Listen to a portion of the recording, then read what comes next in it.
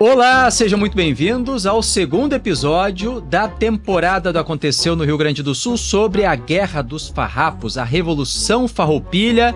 Em 4 episódios vamos tratar dos personagens e assim da história de 10 anos de guerra no Rio Grande do Sul, na época uma província do Brasil. Já falamos no primeiro episódio, que está disponível para você assistir no canal GZH no YouTube, sobre Bento Gonçalves e os Farroupilhas. Neste episódio, Duque de Caxias, o pacificador. O terceiro será sobre os lanceiros negros e o quarto sobre o vira-casaca Bento Manuel. A temporada que tem o oferecimento de Carrefour, há 50 anos alimentando o seu melhor. Sans Clube, vale muito ser Sans. Chegou o novo Chevrolet Onix, venha conhecer. Tem Isabela? Tem história para contar no Parque Harmonia. Piracanjuba, 70 anos. Viver bem é celebrar a nossa história. Liquigás e Copa Energia, energia que transforma vidas. E Blueville, tá em tudo, em cada grão tem uma história. O convidado deste episódio é escritor, um profundo conhecedor da nossa história, autor do livro O Pacificador, a história da vida do Duque de Caxias, Alci Cheuich. Muito obrigado pela presença, seja bem-vindo. É um prazer enorme, Leandro. Quero dizer primeiro que eu sou teu fã. Muito obrigado. Muito do apreço que eu tenho pela história vem a partir das leituras dos teus livros. Lá na minha... Quando eu cheguei aqui, me perguntaram se eu conhecia a Rádio Gaúcha. E sabe que primeira vez que eu declamei um poema na minha vida foi na Rádio Gaúcha há mais de 50 anos, né? Que eu declamei numa rádio e tal. Então eu tenho uma ligação com com a RBS em si e tudo, porque nós somos colegas, escritores e jornalistas somos colegas, cada um faz a comunicação à sua maneira, né? O senhor, entre tantas pesquisas e livros, escreveu uma biografia, né? História do Duque de Caxias. É um romance histórico, porque é o que eu faço. Realmente eu não sou um historiador, eu sou um romancista. Mas é um grande pesquisador. Que eu faço uma pesquisa profunda, por isso que eu sou amigo dos historiadores, né? Mas o meu livro não é um livro científico, é um livro artístico. Então o que eu faço? Eu procuro dar vida aos personagens. Aí o Caxias... Coloca um molho nessa história. Ele, a maior parte do tempo, é ele que conta a sua própria vida. Os 2 últimos anos, não é? Quando ele saiu do palco, não é? Quando ele deixou de ser foi primeiro-ministro, enquanto o Dom Pedro foi fazer aquela famosa viagem, centenário da independência americana, né, em 1876, vê como o Dom Pedro, o Caxias foi professor, isso todo mundo tem que saber. Caxias foi professor de equitação e de esgrima do Dom Pedro quando era menino, na sua preparação para ser imperador. Então, eles tinham uma diferença de 22 anos de idade.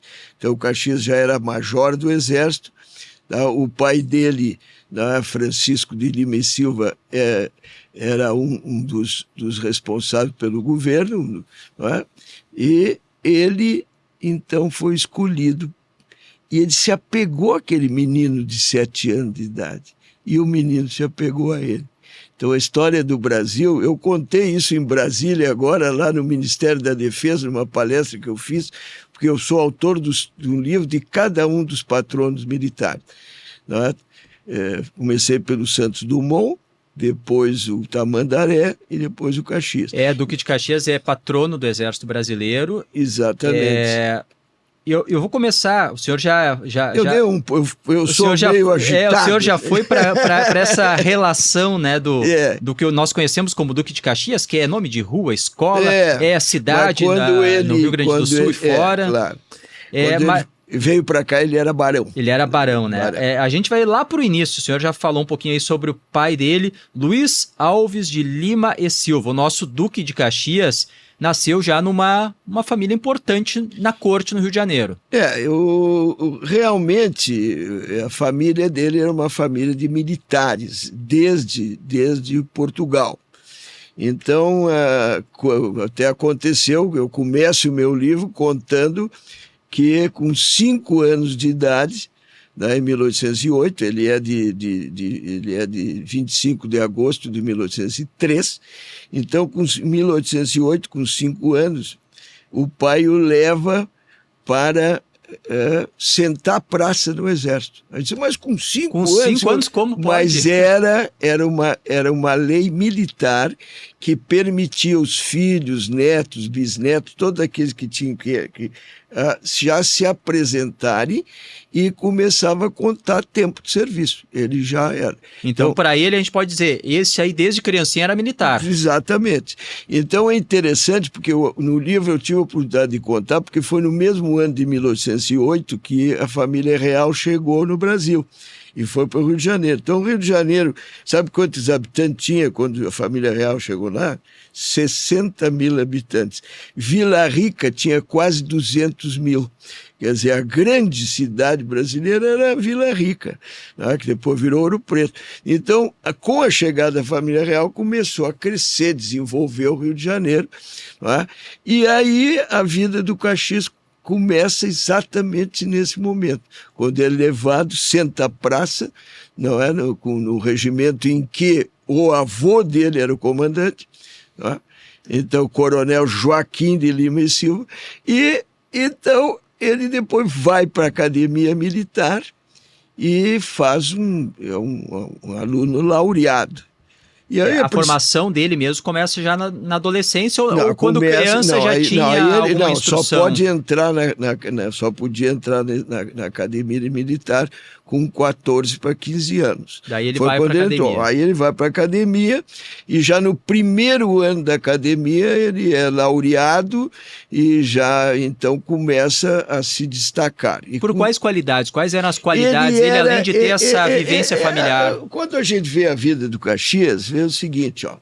Primeiro, é claro que ele era muito inteligente, ele teve uma escola maravilhosa, porque a partir do pai, porque depois o pai foi regente do Império, Francisco de Lima e Silva, famoso, foi regente do Império. Então, ele teve toda esse apoio no início, mas ele era um homem de qualidades excepcionais, isso aí não tem a menor dúvida.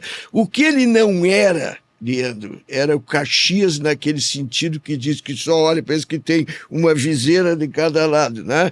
Não. Tanto é que eu costumo dizer, ele para casar, ele teve que, ele não foi aceito pela família da noiva, porque eles eram nobres portugueses de alta nobreza, e ele veio a ser nobre depois, ele não era.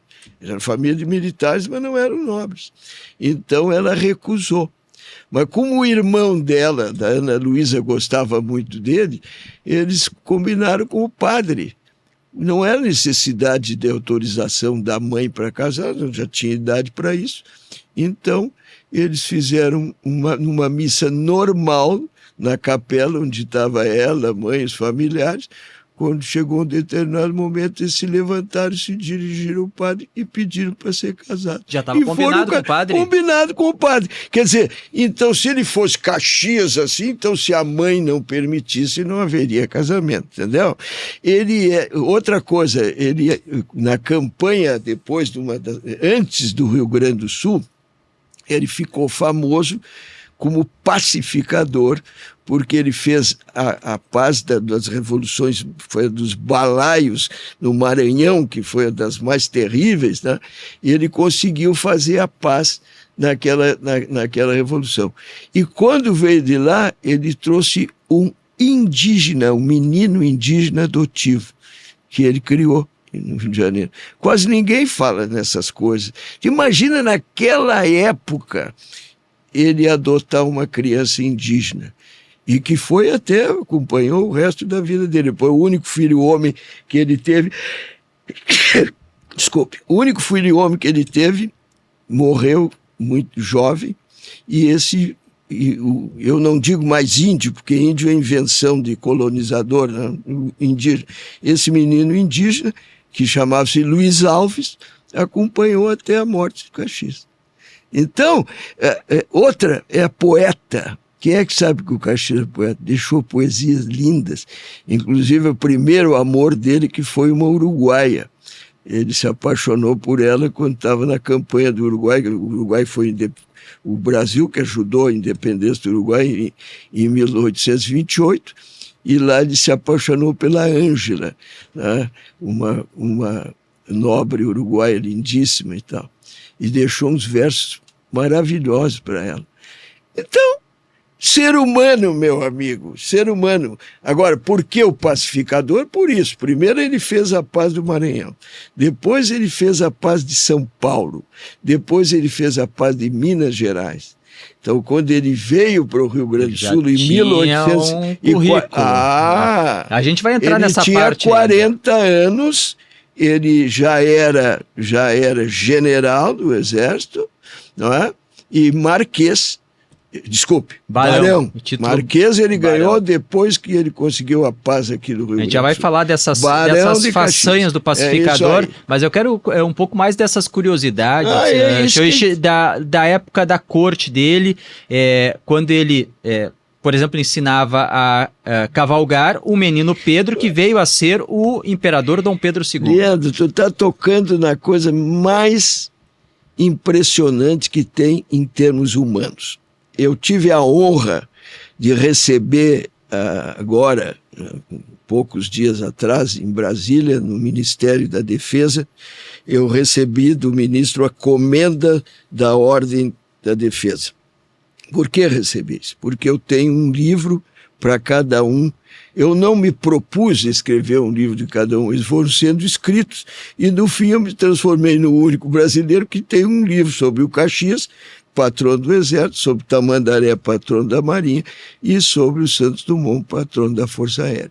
Então eles reuniram os comandos lá, e eu fiz uma palestra sobre os três. Tá? E nessa palestra me perguntaram, diga alguma coisa, como o senhor gosta tanto do lado humano, do lado que seja diferente, que normalmente não se fala na história. É que o Caxias, quando era major, com 32 anos de idade, ele foi, então, professor de esgrima e de equitação do menino Pedro, com 7 anos de idade. Então, como eles tinham 22 anos de diferença, não é? O Dom Pedro é de 25, o Caxias de 3, então o Dom Pedro se apegou. Pedro já estava em seguida órfão de pai, não é? Todo mundo sabe que o Dom Pedro I, depois que abdicou, foi para Portugal e acabou lá sendo o Dom Pedro IV.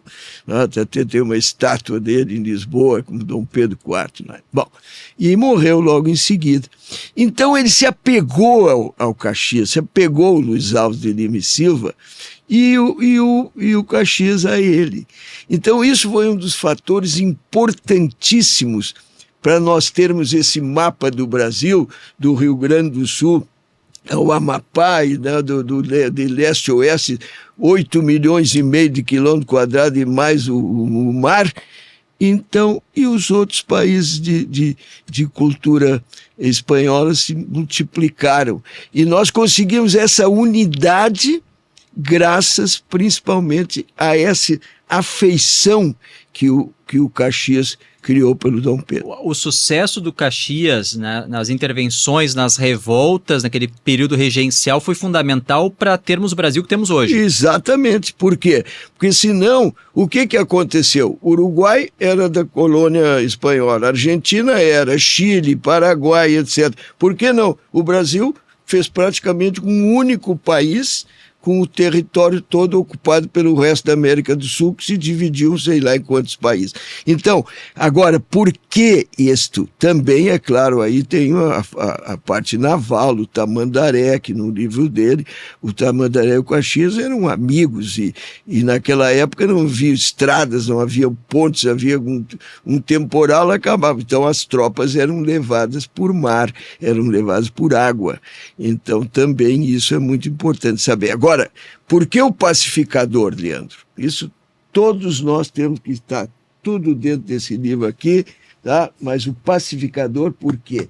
Porque Caxias nunca foi sanguinário e ele sabia que não adiantava castigar, tem que terminar com aquela revolta, dar condições para que a província, no caso, que revoltada, não é, volte à normalidade, e muitas vezes os revoltosos tinham razão.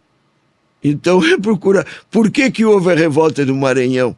Porque, de repente, eram plantadores de algodão e os Estados Unidos tomaram conta do mercado internacional e o preço do algodão caiu a zero no Brasil. Então, eles ficaram... perderam, a economia desapareceu e os trabalhadores ficaram sem emprego e os escravos não tinham o que comer. Então é isso aí, a revolta dos balaios. O que houve depois?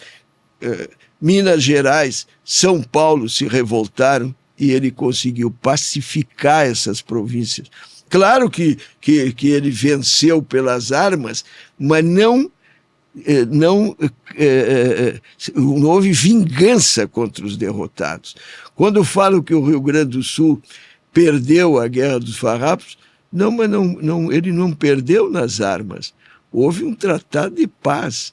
Claro que o Caxias conseguiu... uma composição. Mas outra coisa, tanto Bento como Caxias eram maçons. A maçonaria tinha uma força enorme e isso não pode ser ignorado quando se escreve e se trata disso.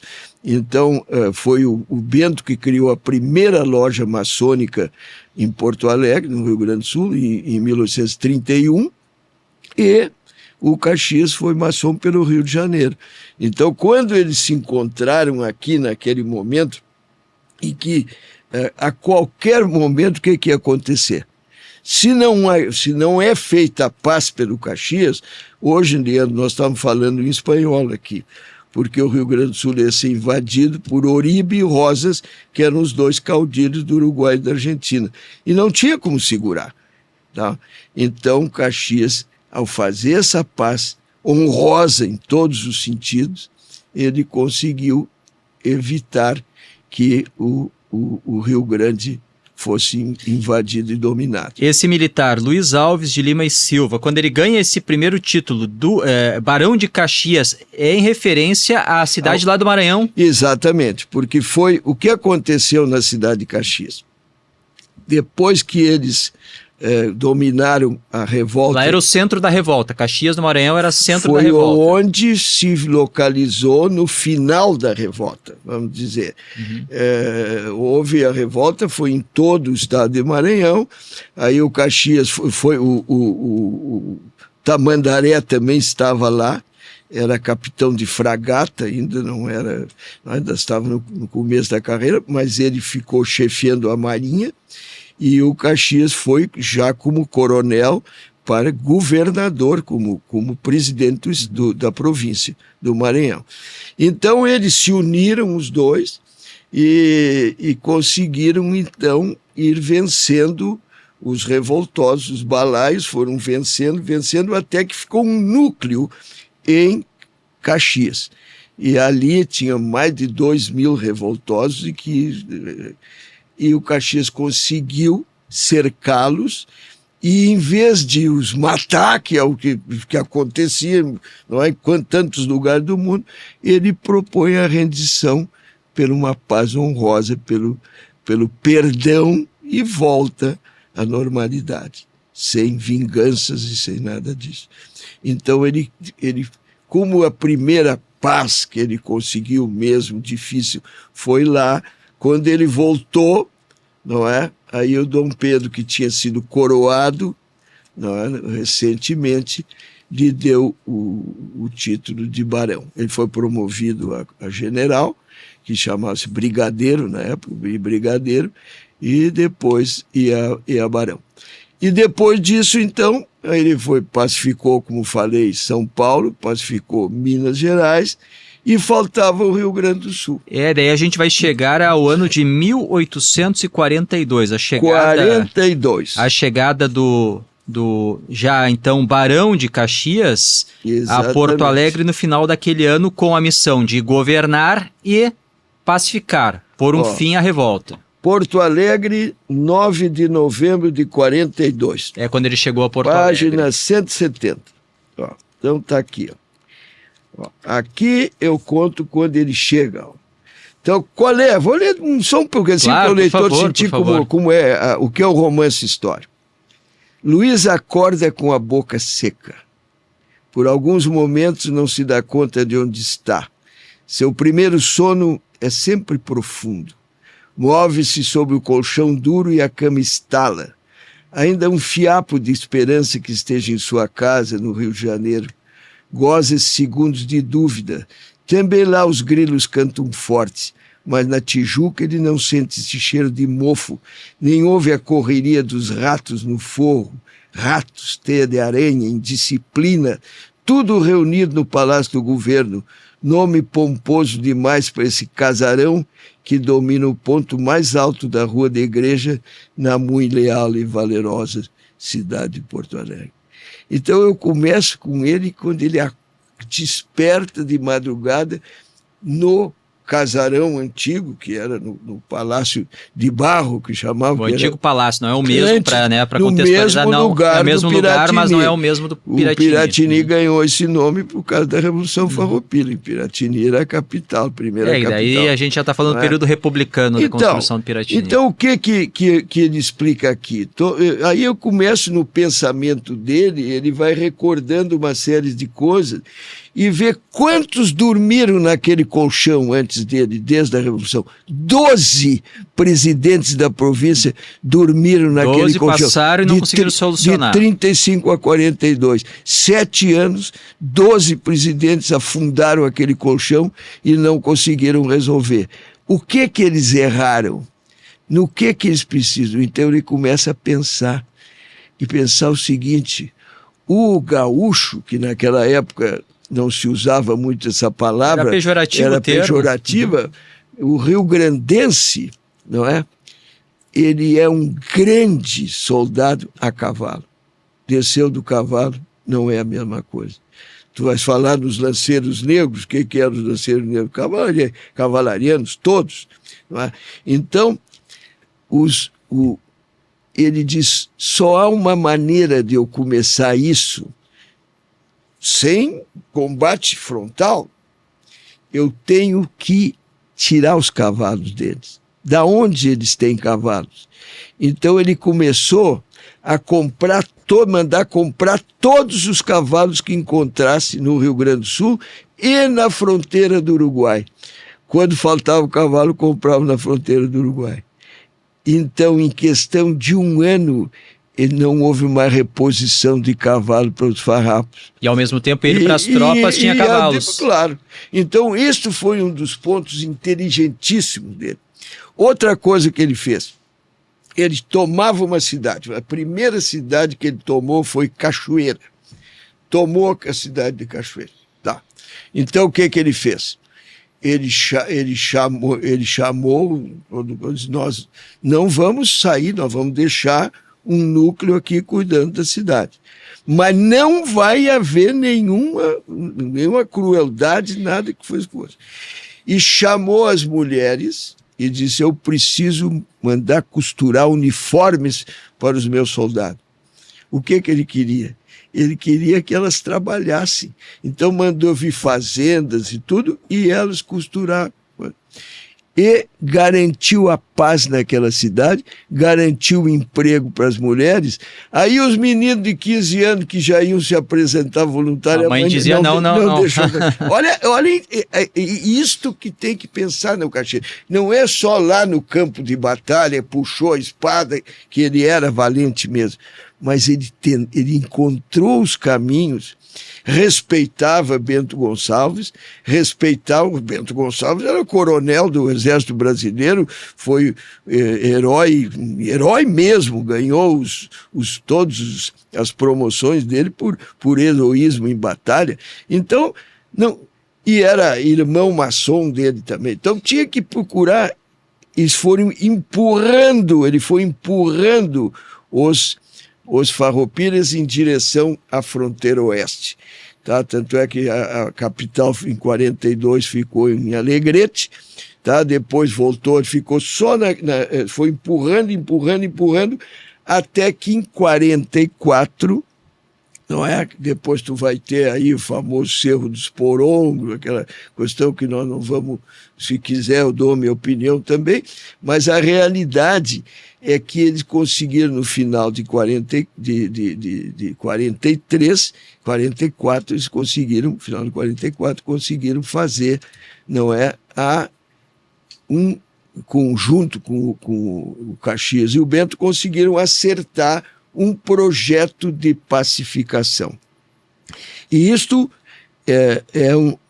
dava perdão absoluto para todos, a dívida do Estado seria pago pelo governo federal, todos os escravos que lutaram seriam libertados e os postos militares seriam garantidos até coronel, tá? E o Rio Grande voltaria a ser uma província do Brasil. Então,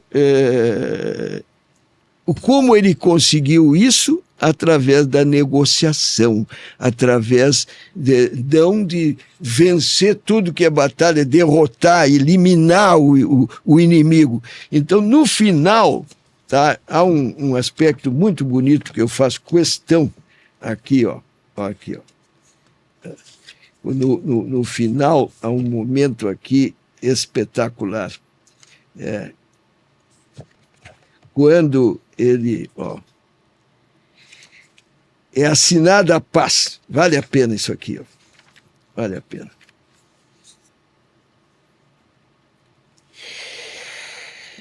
A 12ª cláusula, tá aqui eu tenho as cláusulas da paz.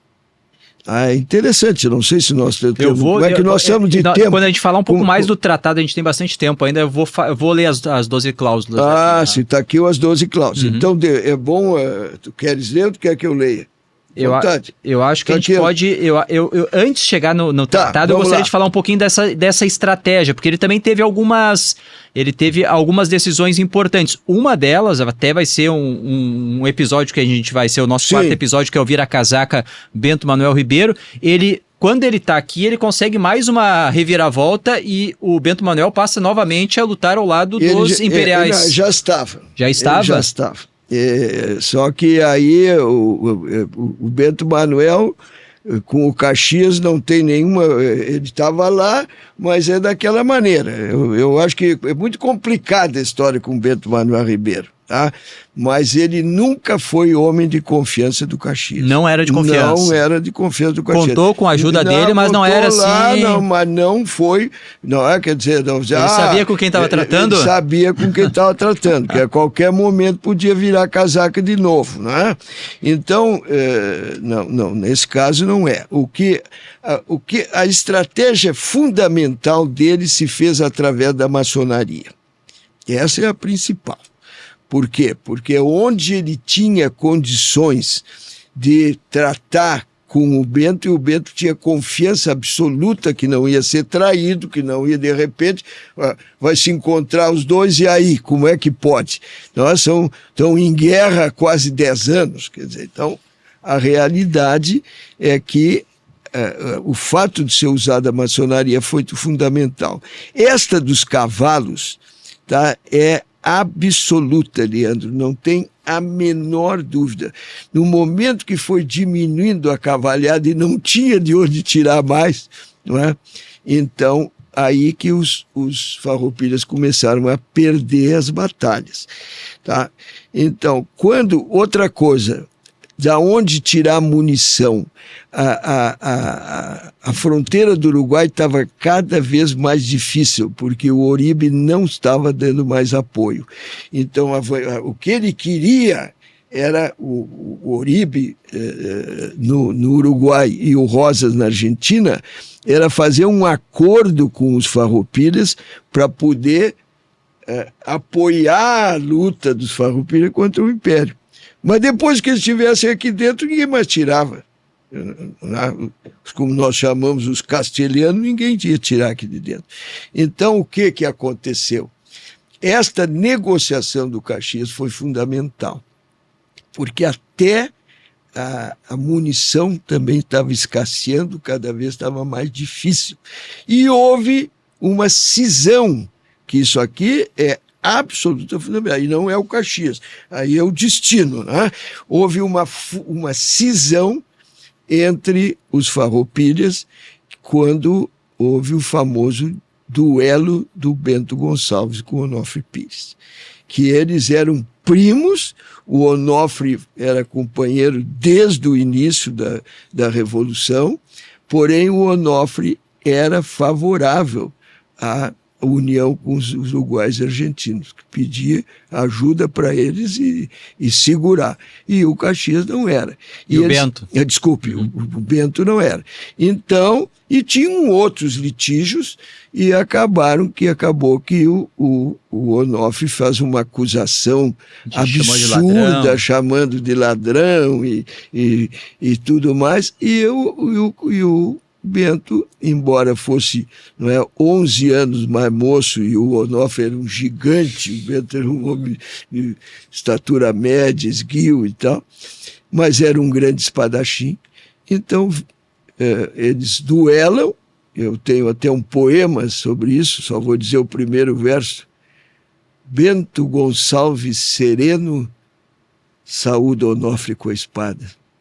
E logo então é travada às margens do Sarandi uma luta guarani em velho estilo de França, que cerrou na mesma trança guerreiros de grande porte, olhando de frente à morte que entre os dois se balança. Esse é um poema meu, era o que o Jaime Caetano Brau foi meu mestre em poesia, e era o poema meu que ele mais gostava. O duelo farrapo. E nesse cenário, o duelo, né, mostrava como estava o ambiente entre os farroupilhas também, esse sufocamento que foi ocorrendo, foi diminuindo a área que eles tinham domínio, já uma capital que era itinerante, e chega um momento que daí o próprio Bento Gonçalves acaba deixando a presidência da República Rio-Grandense, o Gomes Jardim assume, e o Davi Canabarro passa a ser o negociador com o Duque de Caxias de um acordo de paz. Em algum momento, o Duque de Caxias, quando chega aqui a partir de 1842, senta frente a frente com Bento Gonçalves? Sim. Eles se encontram, foi o primeiro encontro realmente positivo que eles tiveram, e discutiram muito, mas cordial, debateram muito e decidiram fazer a paz. Só que o Bento não era mais presidente da República, e o Bento não era mais comandante em chefe das armas. Então começou aquela ciumeira naquilo. Então o Bento resolveu se afastar, já que estava o essencial com o Caxias estava resolvido, e deixar que a outra ala assumisse só um pouquinho em relação ao Canabarro. O Canabarro sempre apoiou o Bento Gonçalves, né? Mas o outro lado que assumiu, então prosseguiu a negociação. Então, o que acontece? Quando há o Cerro dos Porongos, não é? O grupo que foi negociar já estava no Rio de Janeiro. Então, naquele momento, havia um armistício, ainda não era paz. E por que eles foram Cerro dos Porongos? Porque fica na fronteira do Uruguai. Então tinha dois acampamentos ali, um acampamento do Canabarro e um acampamento do General Neto, cada um com seu exército. mas estavam os dois exércitos muito mal de arma, mal de cavalo, faltava tudo. Então, nesse momento em que há o ataque, em que o Moringue, não é, o maior inimigo que havia dos farroupilhas, não é? Esse coronel que foi o Abreu, não é? O coronel Abreu, que era o maior inimigo, ele sai de Pelotas com a tropa dele e vai viajando só de noite. De dia se esconde no mato, de noite viaja. Eles não fazem fogo, só comem charque. E vão indo, e chegam, encontram as tropas dos lanceiros negros, que eram comandantes, com o Canabarro estava lá, mas também não estava o Gavião, que era o major comandante deles, né? E eles atacam, estavam em paz, não tinham nada. E dizem, tiraram Não, eles tinham pouca munição. Bom, e não esperavam ataque. Não esperavam de jeito nenhum. Claro, estava um armistício. Mas aí ele ataca e mata uma quantidade grande, mais de 100 negros são mortos ali. E aí acusaram, não é, o Canabarro. Isto aí não há nenhuma prova. O Canabarro estava lá. Se ele tivesse concordado com aquilo, ele poderia perfeitamente ter ido naquela noite dormir lá no acampamento vizinho, 5 quilômetros de distância, 1 légua de distância, e não, ele estava lá. Dizem que até estava dormindo com um pincha lá numa carreta. Né? E quando é aquele ataque, ele consegue fugir. Mas muita gente fugiu, não foi ele, porque não tinha como enfrentar.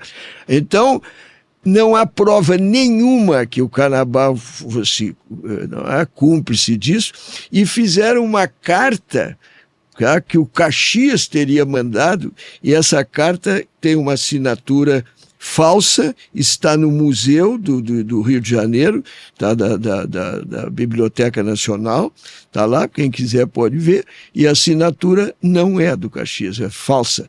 Então, não há nada. Foi uma vingança pessoal do coronel Abreu, do Moringue, porque foi ele que tentou matar o Garibaldi, quase que foi morto por Procópio. O ex-escravo Procópio acertou um tiro nele, e senão tinha assassinado o Garibaldi ali também. Então, esse não havia perdão com ele. Então, aí o Caxias o afastou do comando, tá? E continuaram as negociações de paz. Aí no início de 1845, o tratado famoso de Ponte Verde. Aí vem e daí a gente vai chegar nas cláusulas. Eu vou pedir que o senhor leia, então, as 12 cláusulas desse acordo que foi assinado pelos Farroupilhas e depois pelo Duque de Caxias. No dia 22 de fevereiro, Bento Gonçalves escreve uma carta com as palavras definitivas. O Caxias não aceitou, enquanto que o Bento, mesmo não sendo o comandante, ele não avalizasse essas cláusulas. Então ele botou assim, o final da carta do Bento para o Caxias é o seguinte: a paz é indispensável fazer-se. O país altamente a reclama, pois infelizmente, vítima dos nossos desacertos, nada tem a lucrar com os azares da guerra. Essa foi a final da carta do Bento. Poderia ter acrescentado também os acertos do Barão de Caxias, que cumpriu todas as etapas do seu papel de pacificador. Graças a essa conjunção de fracassos e sucessos, 6 dias depois, a 28 de fevereiro de 1845, no acampamento do Ponche Verde em Dom Pedrito, os remanescentes das tropas farroupilhas aprovam as condições estabelecidas para a pacificação. A assinatura do documento são apressadas, até ilegíveis. Não é? Nenhum daqueles homens se orgulha de testemunhar um fracasso, mas as condições para um exército em petição de miséria são a prova do respeito que ainda apoia o império. Se continuasse, eles iam vender caro, não penso que ia ser assim, né? Então, Quais são as cláusulas? O indivíduo que for pelos republicanos indicado presidente da província é aprovado pelo governo imperial e passará a presidi-la. Então, que seriam os farroupilhas que vão indicar o presidente. A dívida nacional é paga pelo império, devendo apresentar-se ao Barão de Caxias a relação dos créditos para ele entregar a pessoas, para isso nomeadas, a importância que montar a dívida. Os oficiais republicanos que por nosso comandante em chefe foram indicados passarão a pertencer ao Exército do Brasil no mesmo posto. E os que quiserem suas demissões ou não desejarem pertencer ao Exército não são obrigados a servir, tanto em Guarda Nacional como em primeira linha. Quem quisesse ficaria já no Exército do Império. Não. São livres e, como tal, reconhecidos todos os cativos que serviram na República. As causas civis, não tendo nulidades escandalosas, são válidas, bem como todas as licenças e dispensas eclesiásticas. É garantida a segurança individual e de propriedade em toda a sua plenitude. Quer dizer, então, acabou, recupera tudo que era seu. Tendo o barão de organizar um corpo de linha, receberá para ele todos os oficiais republicanos, sempre que assim voluntariamente o queiram. Que é isso aí o que ele mais queria para proteger contra a invasão de uruguaios e argentinos. Nossos prisioneiros de guerra serão soltos, e aqueles que estão fora da província serão reconduzidos a ela. Libertar todo mundo. Não são reconhecidos em suas patentes os generais republicanos, porém gozam das imunidades dos demais cidadãos designados. Quer dizer, tipo, o posto de general não foi reconhecido. O governo imperial vai tratar definitivamente da linha divisória com o Estado Oriental. Aí o governo imperial vai cuidar da linha divisória. Os soldados da República, pelos respectivos comandantes relacionados, ficam isentos de recrutamento de primeira linha. Não podia obrigar nenhum soldado farroupilha a combater pelo Império. Oficiais e soldados que pertenceram ao Exército Imperial e se apresentarem ao nosso serviço serão plenamente garantidos, demais republicanos. E aí eu te peço aqui para só um pós aqui. O indivíduo indicado pelos republicanos para presidir a província, como previamente acertado, é o Barão de Caxias. E ele fica um tempo aqui fazendo, inclusive, mudanças importantes na cidade. Daí a cidade começa a se expandir, Porto Alegre também. 2 anos. E ele volta depois por um segundo período como presidente da província. Ele volta depois para combater o Rosas e o Oribe. Eles continuaram, acabou que foi ele que em 52 veio para cá e combateu e conseguiu derrotar o Uribe. O primeiro governo dele foi em 1842 a 1846, daí o segundo ele vem em 1851 para um governo mais curto. Aí foi meses. E o título, porque ele vem para cá como barão. Daí ele vira marquês. Daí o Dom Pedro, aí é o seguinte, depois de barão teria ser visconde. Mas o Dom Pedro estava tão feliz porque acabou com o Rio Grande do Sul. 10 anos, acabou. Quer dizer, o Rio Grande era considerado praticamente perdido. Não é? Então ele conseguiu, o Caxias consegue com paz e conseguir tudo como ele queria. Aí ele vem. Vocês têm que, todos os que estão nos acompanhando, tem que se dar conta que o Dom Pedro tinha 20 anos em 45. Ele era um jovenzinho ainda. Tinha 20 anos. Então ele conseguiu, aos 20 anos, não é, unir totalmente o Brasil, de sul a norte, leste a oeste. E quem conseguiu isso? Sabe, o Caxias ficou, não é, nessa ocasião, 4 anos sem ver a mulher e as filhas. Quando ele chegou de volta ao Rio, tu gosta dessas histórias, a filha mais moça dele, pequena, não o reconheceu, saiu chorando. Tá? Sabe o que é isso? O pai ficar... Não tinha WhatsApp ele na era época, apaixonado, né? Social... Ele era apaixonado pela mulher dele, pela Ana Luísa, as filhinhas dele. O Caxias é o outro filho adotivo, tá? E depois... Então, Ele ficou 4 anos longe da família. E daí ele não vira visconde, ele vai direto aí ser... por isso foi a única vez no Império em que o Dom Pedro passou direto de barão para conde. Então ele é o conde de Caxias. Aqui, quando a famosa, eu escrevi um livro que foi lançado o ano passado, Viamão, a Trincheira Farroupilha.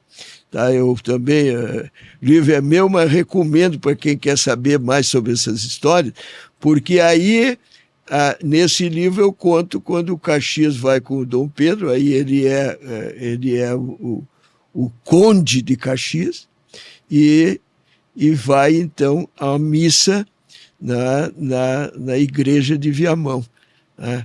E daí ele vira duque só em 1870. Aí depois que ele vence pela segunda vez, mas aí ele vence o Oribe, o Rosas, e que ele volta para o Rio de Janeiro, então o Dom Pedro lhe dá o título de Marquês. Então Marquês ele fica muitos anos até a volta da Guerra do Paraguai. Na Guerra do Paraguai, quando ele combate lá, ele era o Marquês de Caxias. Na volta, só faltava um. Depois de Marquês é o Duque. E daí chegou então ele foi o único Duque do Império Brasileiro. Aí na volta da Guerra, aí sim da Guerra do Paraguai, o Dom Pedro promove a Duque. Alci, essa história é maravilhosa, e para terminar ela, o senhor já comentou mais cedo aqui sobre aquela expressão Caxias, porque quando uma pessoa faz tudo certinho, alguém vai lá e diz, esse aí é Caxias, porque cumpre as regras direitinho. Como é que surgiu essa expressão? Ela é realmente relacionada ao Duque de Caxias? Olha, o que começou com essa expressão é porque ele foi um primeiro na escola militar. Tá? Ele foi o primeiro colocado em todos os cursos que fazia. Com 20 anos era tenente, tá? 19 anos ele era tenente, e aos 20 anos, quer dizer, quando a primeira bandeira do Brasil, tá? O imperador quer entregar para o exército a primeira bandeira do Brasil, faz uma cerimônia no Palácio do Governo, no Rio, na capela, a bandeira, benta a bandeira, e aí ele pergunta para o comandante militar para quem entregar, para o tenente mais jovem, e a bandeira é entregue para Luiz Alves de Lisme Silva, a primeira versão da bandeira do Brasil. É o destino também. Aí o que acontece? Não terminou, porque nós precisamos saber que na Bahia ainda tinha o general Madeira, o português, ainda tinha mais de 10 mil combatentes e não queria entregar a Bahia, não queria... ia cindir o Brasil, ia ficar uma parte para cá, outra parte para lá. Então, há esta guerra lá em 23, e outra vez o Caxias se destaca, o Tamandaré se apresentou voluntário com 15 aninhos também. Eram fora do comum os dois. Então o que acontece? Ele é promovido a capitão com 20 anos, foi o capitão mais moço do Brasil. Depois, no Uruguai, com 25 anos, ele é promovido a major, o major mais moço do Brasil. E assim vai toda a vida dele. Agora, Caxias, ele não foi por quê? Porque ele seguia as normas do direito, da justiça. Então, a justiça está acima da lei. A lei se modifica, a justiça não. Então, o Caxias foi, acima de tudo, um justiceiro. Jamais foi um vingativo e jamais colocou a lei acima da justiça. É isso aí. Alci Cheuich, escritor, grande conhecedor da nossa história, autor do livro O Pacificador, a História da Vida do Duque de Caxias. Muito obrigado pela aula, volte sempre. Olha, eu vou te dizer, tu tem um segundo? Por favor, para terminar o programa. Quando ele chega de volta a Bagé, assinada a paz, teve um padre que o chama e para rezar, que ele via rezar um Te Deum, uma missa em ação de graça à vitória. E ele diz, isso é absolutamente histórico. Reverendo, este triunfo custou sangue brasileiro. As desgraças dos meus concidadãos não podem ser festejadas. A necessidade obrigou-me a combater dissidentes, mas o meu sentimento de brasileiro faz-me prantear as vítimas. Em lugar do Te Deum em ação de graças por vencer os farroupilhas, reverendo, celebre uma missa pelos mortos em combate e eu irei assisti-la com meus oficiais soldados. Esse é o Caxias. E assim terminamos o nosso episódio sobre Duque de Caxias. Com as palavras dele, né? Luiz Alves de Lima e Silva, o pacificador. Muito obrigado, volte sempre, Alcine. Muito obrigado. Aconteceu no Rio Grande do Sul, está na sua segunda temporada de 2025, agora em 4 episódios, tratando da Guerra dos Farrapos e personagens fundamentais dos 10 anos de conflito na província de São Pedro do Rio Grande do Sul. No próximo episódio vamos falar sobre os lanceiros negros. Oferecimento Carrefour, há 50 anos alimentando o seu melhor. Sans Clube, vale muito ser Sans. Chegou o novo Chevrolet Onix, venha conhecer. Tem Isabela? Tem história para contar no Parque Harmonia? Piracanjuba, 70 anos. Viver bem é celebrar a nossa história. Liquigás e Copa Energia, energia que transforma vidas. E Blueville, tá em tudo, em cada grão tem uma história. Até a próxima história. Tchau.